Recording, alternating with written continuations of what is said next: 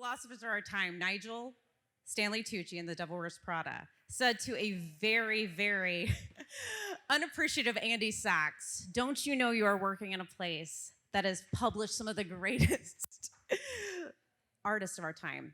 Halston, Lagerfeld, De La Renta. And what they did, what they created, it was so much more than art because you wear it in your everyday life. I don't know about you guys, but for me, fashion is armor. Without words, it speaks to who it is I want the world to believe that I am. It can cover up nerves or like insecurities, and it makes me feel safe and protected. Bill Cunningham said, fashion is the armor that we wear into our everyday life. Look at this armor Lady Gaga wore to meet the Queen. Who would not feel safe in red latex? Latex protects us, everyone. Remember that. So I personally swear by an interview outfit. It makes me feel confident and powerful.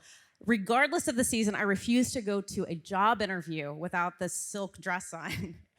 This is me the day I got my current job. But like for all of its stardust, vanity, and flair, for all of its ability to influence, and it does influence us, whether we admit it or not, there's this underbelly to fashion we don't talk about, but the planet, your kids are all impacted by it. One simple problem: most textiles are single and only time use. 6 times is the average use of a garment in America. Last year, in the middle of COVID, mind you, when we're all wearing our pajamas, Americans still spent $15 billion on the fashion industry. So back in like 2017, there was something like 18 million tons of textile waste that were being thrust into landfills. It takes 2,600 bottles of water to make one simple cotton shirt. This is a picture of my granny. When I was a little girl, one of my favorite things to do was play dress up in her clothes. What girl here has not wanted to be Carrie Bradshaw? It was such a big plot point of Sex and the City that when Mr. Big finally proposes to Carrie, which took like forever, she said, "Don't give me a diamond, I just want a really, really big closet." Damn straight. So I personally have about 25 identical leather jackets in my closet. This adorable little cow may have given his life for one of them. So a couple years ago when I was cleaning out my closet, I felt like his life deserved dignity. So I developed a way to upcycle some of my beloved leather jackets. This is me in Marfa, Texas. Inspired by high fashion pieces to create statement pieces that not only turn heads for good or ill, but also might take care of our environment. This is a leather jacket by my favorite designer, Alexander McQueen. You can buy it on Neiman Marcus for over $5,000.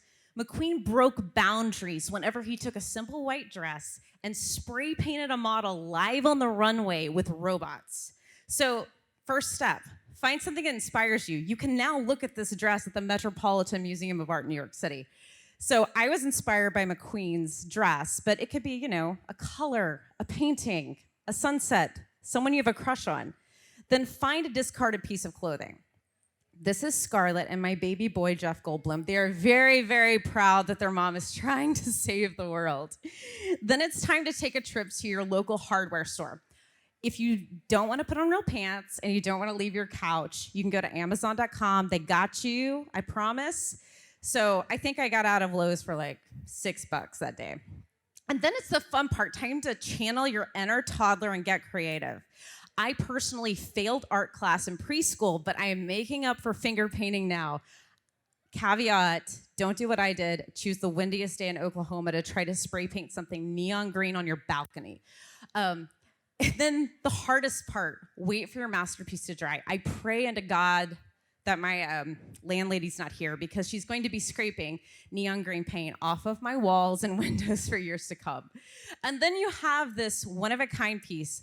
I promise you, no bitch is gonna steal your look at the Jones Assembly on a Thursday night, and maybe it'll be part of taking care of this amazing planet. So may we all be more intentional stewards of this amazing place that we call home.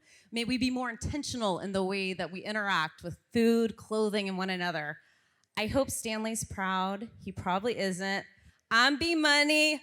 405 Yoga represent.